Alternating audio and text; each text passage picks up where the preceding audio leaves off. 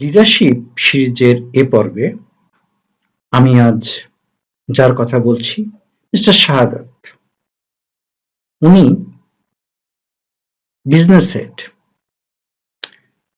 পড়াশোনা করেছেন বুয়েট থেকে। উনি মেকানিক্যাল ইঞ্জিনিয়ার, একজন বুয়েট থেকে পাশ করা।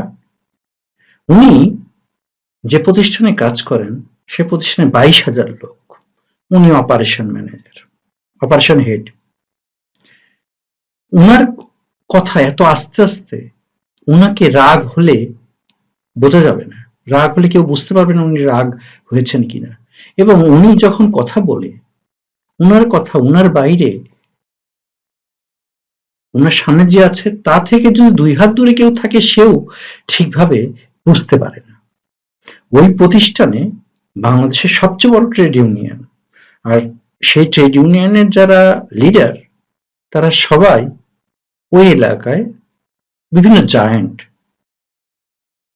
কিন্তু তারা কেউই তার সাথে কোনো অন্যায় আবদার বা কোনো ডিপার্টমেন্ট বা কেউ কোনো অন্যায় আবদার বা কোনো কিছু কখনোই করতে পারে না। কারণ উনি স্ট্রিক্ট প্রিন্সিপালের লোক, নম্র ভদ্র, কখনো তার গলা জোরে শোনা যায়। তিনি যে প্রতিষ্ঠানের অপারেশন হেড, এই প্রতিষ্ঠানেই উনি ইন্টার্ন হিসেবে ঢুকেছিলেন। ইন্টার্ন থেকে আস্তে আস্তে বড় হয়েছেন, মাঝখানে উনি চলে গিয়েছিলেন, কিন্তু মালিক তাকে আবার নিয়ে এসেছে। মালিক তাকে আবার আনে যে ম্যারাথন রেসের ঘোড়া। সুতরাং মালিক তার পোটেনশিয়ালিটি বুঝতে পেরেছিলেন। মালিক স্বয়ং নিউরোফিজিক্সের পিএইচডি হোল্ডার। সুতরাং বুঝতেই পারেন উনি রত্ন চিনতে ভুল করেননি।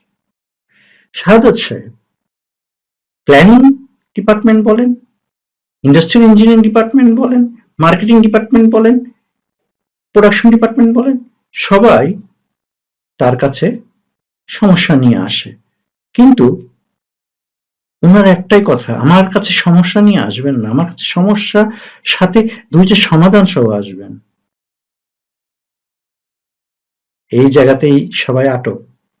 সুতরাং ওনার কাছে আসার আগে অল্টারনেটিভ সহকারেই ওনার কাছে সবাই আসে।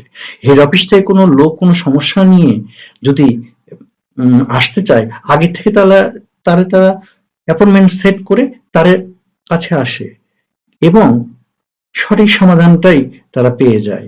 কারণ উনি জানে প্রতিষ্ঠানের নার্ভ, ডাক্তার যেমন হাতের নার্ভটা ধরে বুঝতে পারে যে কোথায় কি হচ্ছে, তেমনি উনি উনার রুম থেকে বুঝতে পারেন কোথায় কি হচ্ছে।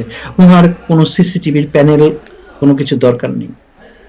এইচআর তার কাছে যায়, উনি সমস্যা শুনেই বলে দেয়, দেখেন ওর আগের ইনক্রিমেন্টটা ওই ব্যক্তির চেয়ে 200 টাকা কম হয়েছে। এই 200 টাকাই হয়তো তার এই ডিমোটিভেশনের কারণ। এই ডিমোটিভেশন থেকে এটা হচ্ছে। এইচআর যখন রুট কজ খুঁজতে যায়, যে দেখে তাই। ইউটিলিটি আর ইঞ্জিনিয়ারিং ডিপার্টমেন্টের যিনি কনস্ট্রাকশনের কাজ করবেন,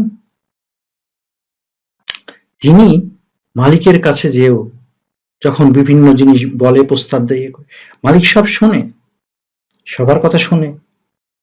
কারণ মালিকও প্রতিষ্ঠান প্রতিদিন আসে না, সপ্তাহে 2 দিন আসে, কিন্তু যেদিন আসে সেদিন সব জায়গাটাই ঘোরে।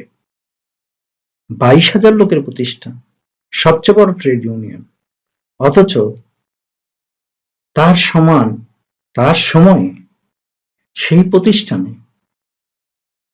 কোনো সময় কোনো অসন্তোষ জানা বাঁধেনি।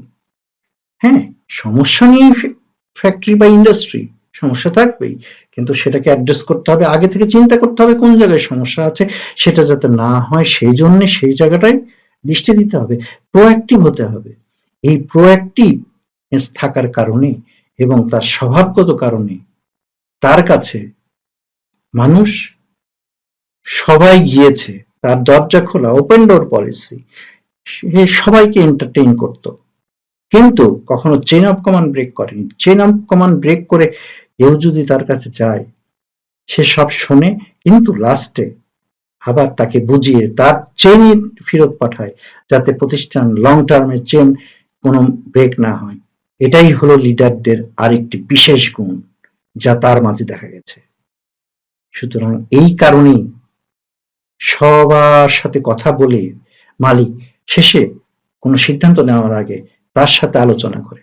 এমন অনেক আলোচনায় দেখা গেছে সব জিনিস রেডি হয়তো হয়ে যাবে, কিন্তু তার সাথে আলোচনায় সেটা নষ্ট হয়নি, বরঞ্চ তার বুদ্ধিতে এখানে যে বিপদটা হতে পারতো সে বিপদ হয়নি, বরঞ্চ ভ্যালু অ্যাডিশন হয়েছে।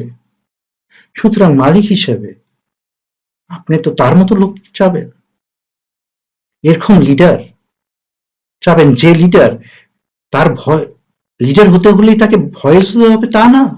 সে মানুষটা ছোটখাটো, কিন্তু তার কথা হাসি খুশি প্রাঞ্জল, তার কথার যে অনেক ওয়েট, সে ওয়েট না, সে হাসি মুখেই সবকিছু সমাধান করে ফেলছে। উনি কখনো টেনশন নিয়ে বাসায় ফিরতেন না, কারণ উনি প্রোঅ্যাক্টিভ এবং উনি সবসময় যখন বেরোতেন তার আগে উনি জানতেন যে আগামীকাল সকালবেলা কোন কোন জায়গায় কি হতে পারে। সেসব জায়গায় যে শুধু পিঠে দুটো থাপড় দিয়ে মোটিভেশন দিয়ে চলে যেতেন। সেই ফ্যাক্টরি দিনকে দিন বাড়ছেই বাড়ছেই বাড়ছেই। সুতরাং লিডার হতে হবে এমন, আপনিও তেমন প্রিপারেশন নিন। ধন্যবাদ।